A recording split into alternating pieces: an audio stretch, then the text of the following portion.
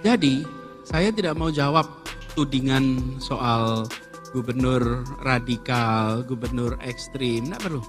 Kenapa? Karena cukup dijawabnya dengan perjalanan waktu. Ini sekarang bulan ini udah 4 tahun. Jawabannya begini, tolong tunjukkan kebijakan mana yang radikal dari Gubernur DKI. Tolong tunjukkan kebijakan mana yang diskriminatif dari Gubernur DKI. Tolong tunjukkan kebijakan mana yang tidak mengayomi kepada semuanya. Kalau tidak ada, batalkan semua tuduhan. Halo Sobat Inspirasi News, ketemu lagi dengan redaksi Inspirasi News dengan berita viral dan fakta viral soal tokoh politik dan tokoh publik di tanah air tercinta ini. Kali ini masih soal Anies Baswedan yang memberikan jawaban sangat telak dan menghunjam ke ulu hati para pengkritiknya yang menuduhnya tidak mau diwawancara oleh media asing karena ada yang disembunyikan di DKI Jakarta. Jawaban itu bahkan disimpan Anies selama 4 tahun guys. Bayangkan 4 tahun diam untuk tidak diwawancara, ini bukan hal yang mudah. Nah, bagaimanakah alasan Anies tidak mau diwawancara oleh media asing? Dan ini merupakan juga mencerminkan sosok seorang pemimpin Anies Baswedan, pemimpin kelas dunia, yang tentunya bisa kita tarik inspirasi kepada kita semua, yang memang kita semua adalah pemimpin juga. Kita adalah pemimpin, terutama pemimpin untuk diri sendiri. Maka dari itu belajar dari Anies bagaimana dia bekerja dalam diam, tidak menjawab isu-isu yang menurutnya tidak efektif. Nah, simak kupas tipis-tipis dari Inspirasi News kali ini. Like, subscribe, dan komennya ditunggu. Serta jangan lupa, selalu ada doa dalam setiap lentikan jarimu.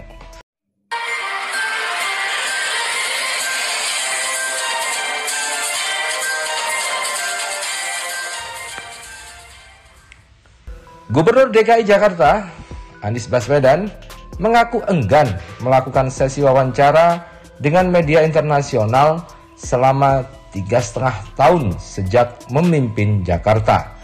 Alasannya, internasional hanya menyinggung isu global yang erat dengan masalah ekstremis, radikalisme, dan konflik antar agama. Jadi saya tidak mau menjawab tudingan soal gubernur radikal, gubernur ekstrim, nggak perlu, karena cukup dijawabnya dengan berjalannya waktu. Begitulah yang dikatakan Anies seperti dikutip melalui channel YouTube PAN TV Rabu 6 Oktober. Mantan Menteri Pendidikan dan Kebudayaan itu berujar, seiring waktu, isu yang menurutnya kerap digaungkan oleh media internasional tidak terbukti. Ia pun meminta ditunjukkan kebijakan mana yang menguatkan dirinya merupakan pemimpin radikal, intoleran, dan ekstrem. Bulan ini sudah 4 tahun. Jawabannya begini, tolong tunjukkan kebijakan mana yang radikal dari Gubernur DKI. Tolong tunjukkan kebijakan mana yang diskriminatif dari Gubernur DKI. Tolong tunjukkan kebijakan mana yang tidak mengayomi kepada semuanya. Kalau tidak ada, batalkan semua tuduhan-tuduhan itu. Sederhana, justru kami itu menjangkau pada semua. Tegas Anies yang kemudian disambut riuh tepuk tangan hadirin. Nah, begitulah sosok Anies Baswedan. Selalu telak dalam menjawab. Dia mau menunggu selama 4 tahun untuk hanya menjawab seperti itu. Namun kita tahu, untuk diam itu susah bro. Diam itu butuh energi yang luar biasa dan butuh ketenangan jiwa yang luar biasa. Maka dari itu, diam ini diperlukan oleh pemimpin termasuk kita semua. Diam untuk tidak mereaksi apapun. Diam untuk tidak mereaksi pertanyaan-pertanyaan tentu tidak mudah sebagai seorang pemimpin. Dan 4 tahun bukan waktu yang sedikit. Namun, dalam waktu 4 tahun itu, Anies tidak menjawab dengan kata, tetapi menjawab kritik dan tuduhan soal intoleran dan diskriminatif itu dengan bukti. Anies membuktikan bahwa tidak ada kebijakan yang diskriminatif pada semua agama, semua golongan. Yang kita tahu, Jakarta tempat bertemunya semua golongan, semua agama, dan semua elemen masyarakat. Tetapi kebijakan Anies tidak pernah diskriminatif dan kebijakan Anies tidak pernah radikal.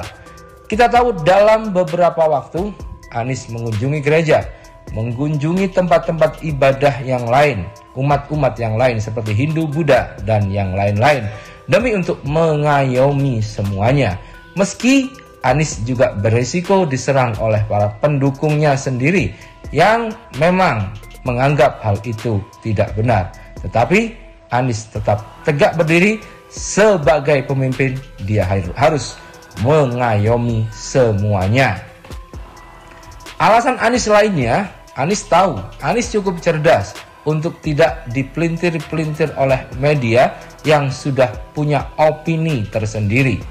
Bahwa pertanyaan-pertanyaan wartawan biasanya dengan opini-opini tertentu dan disesuaikan dengan kepentingan dari media tersebut.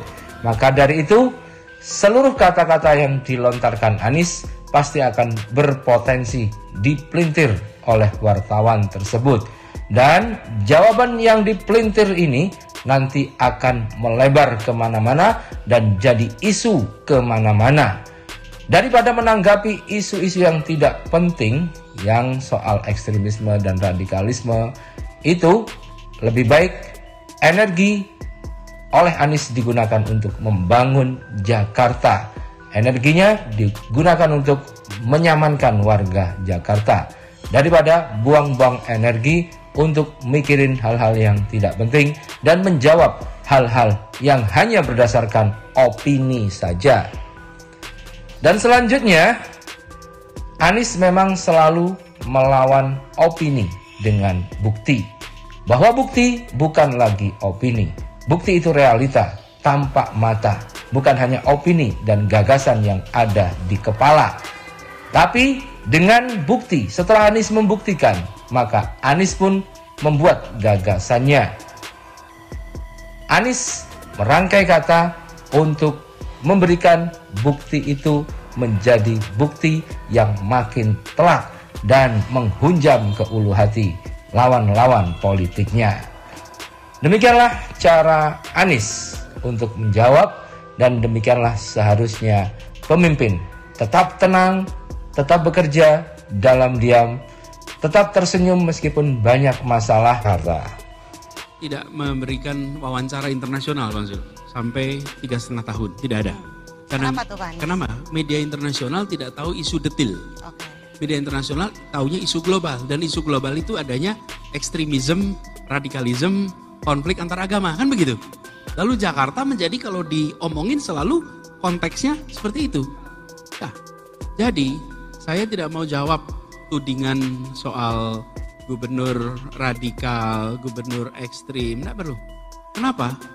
Karena cukup dijawabnya dengan perjalanan waktu. Ini sekarang bulan ini udah 4 tahun. Jawabannya begini, tolong tunjukkan kebijakan mana yang radikal dari gubernur DKI. Tolong tunjukkan kebijakan mana yang diskriminatif dari gubernur DKI. Tolong tunjukkan kebijakan mana yang tidak mengayomi kepada semuanya. Kalau tidak ada, batalkan semua tuduhan-tuduhannya.